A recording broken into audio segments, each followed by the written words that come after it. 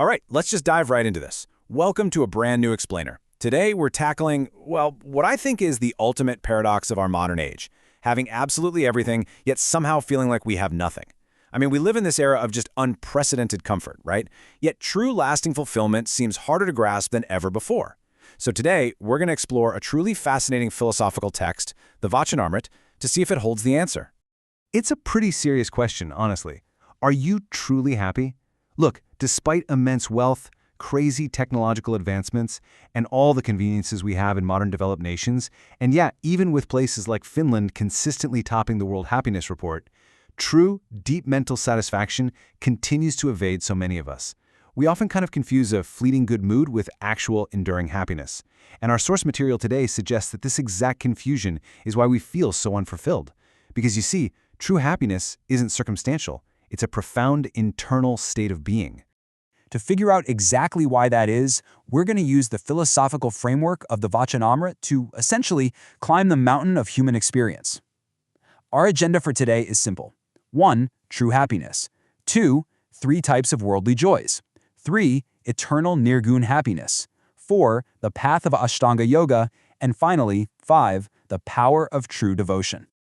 Let's kick things off with Section 1, the search for true happiness, which naturally leads us into Section 2, 3 types of worldly joy. Okay, so to diagnose our unhappiness, the text brilliantly breaks down human experience into 3 levels, or gunas. Think of them like, different altitudes on a mountain we're climbing. We start all the way down at the lowest valley, tamasic joy. Now this is essentially that heavy comfort you find in neglecting duties and just succumbing to sheer laziness. It's that illusion of happiness you get when you sleep the entire day away, avoid all your responsibilities, and just completely veg out. The text describes it as a state rooted entirely in ignorance and illusion from beginning to end. Sure, it might feel super easy in the moment, but let's be real, it ultimately leaves you stagnant and totally unfulfilled. Moving a bit further up the mountain, we reach the chaotic middle ground of Rajasic joy. And honestly, this is where most of the modern world operates. It's the joy born directly from the senses and material objects. You know the feeling. It's the thrill of buying a brand new car, eating a ridiculously luxurious meal, or finally getting that promotion. People endlessly chase this material wealth and sensory pleasure because, well, it doesn't require any special internal practice or discipline. You just consume. Now the text uses some absolutely brilliant comparative imagery here. It says, Rajasic joy starts sweet, like nectar, that initial rush of a new purchase or experience, but it eventually turns toxic, almost like poison. Why? Because the novelty fades, leaving you wanting more, just trapped in this cycle of endless craving. Whereas the next level up, sattvic joy, is the exact opposite. It begins feeling bitter, like poison, because it actually requires the strict discipline of hard work and self-control, before eventually blooming into sweet, lasting nectar. And that brings us right to sattvic joy. This is like a peaceful, high-altitude base camp. It doesn't come from external objects. It's born of a pure intellect, self-knowledge, and real spiritual practice. It requires the continuous and, often super difficult practice of reading scriptures, meditating, and mastering your own mind. It's hard work at first, that poison phase we just talked about, but it ultimately purifies the intellect, destroys sorrow, and gives you this deep, enduring peace. But what happens when we leave even these highly refined earthly camps behind and finally summit the absolute peak? Let's find out in Section 3, the eternal nirgun happiness. Shriji Maharaj, who is the central figure in the Vachanamrit, describes this ultimate state as nirgun happiness. And wow, it is a divine, eternal joy completely independent of any physical elements. He describes it visually as a divine light shining like millions of moons. It's a state of consciousness so incredibly profound that even a single, fleeting moment of this joy feels like thousands of years of absolute uninterrupted bliss. I mean, it is literally the ultimate spiritual summit. The core argument the text makes here is that all worldly joys, even if we're talking about great kings or powerful celestial beings, they are all fundamentally temporary. They're going to end eventually.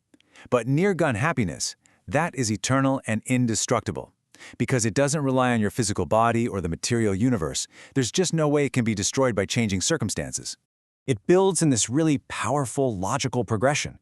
It states that an animal's joy is surpassed by a human's joy by a king's by a celestial being's, and so on, all the way up to that divine nirgun joy. So as intelligence seekers analyze this hierarchy, they naturally just lose interest in the lower tiers. I mean, why settle for the fleeting joy of an earthly king when the eternal bliss of the divine is actually possible, right? They aim straight for the absolute peak. So, how do we discipline our chaotic minds to actually get up there? That brings us to Section 4, the path of Ashtanga Yoga. So the text introduces the ancient 2,000-year-old system of Patanjali's Ashtanga Yoga. And let me tell you, this is an extremely arduous 8-step path designed to completely master the mind through intense physical, ethical, and respiratory control. It moves from basic moral restraints, yama and niyama, through physical postures, breath control, withdrawing the senses, and deep concentration, all the way to samadhi, which is that ultimate state of meditative union. Interestingly enough, there's a bit of a modern irony here. While the whole world celebrates this practice today, think of International Yoga Day, right? Modern adaptations usually only scratch the absolute surface. They largely focus on just two of those limbs, asana, which are the physical postures, and pranayama, the breath work. Now, while that's great for physical health, focusing only on these ignores the much deeper and vastly more difficult psychological stages required to truly rein in a wandering mind. Because this full path requires stepping away from the world entirely, a much more direct alternative is definitely needed for everyday people like us. And that leads us to our final section, Section 5, the power of true devotion. This brilliantly illustrates the solution provided in the text. You see, in traditional yoga, you use intense breath control to kind of force the mind into submission. But Sriji Maharaj flips the script entirely. He says that instead of using the breath to fight the mind, true devotion, or anchoring your mind directly on the divine form, naturally brings the physical senses and the breath under control. So it's a path of love and focus rather than just pure mechanical force. But to be clear, it's not just some vague, fluffy feeling of devotion. To walk this direct path successfully, the text states that a seeker must firmly hold on to three very distinct pillars. First, Atmanishta, that's the realization that you are the soul, not the body. Second, a deep, unshakable knowledge of the divine's greatness. And third, strict, unwavering adherence to your moral daily duties and the commands of the scriptures. It all comes together in this really beautiful equation. By combining deep spiritual knowledge and self-realization with a genuine, humble commitment to your everyday duties, without ever becoming arrogant or, thinking you've somehow made it, the seeker attains the ultimate grace. You don't have to flee to a cave in the Himalayas. You achieve the highest state by living purely and keeping your mind anchored to the divine while still functioning normally in the world.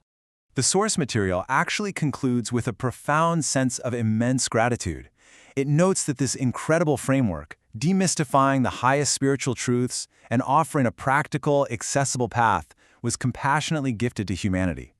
It takes the ultimate summit, something that once required literal lifetimes of grueling physical asceticism, and makes it accessible to anyone who's willing to cultivate true knowledge and devotion.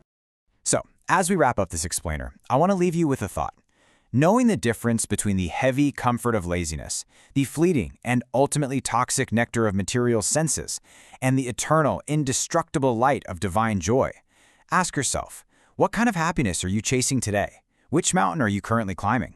Thank you so much for exploring this profound text with me. Keep learning and keep ascending.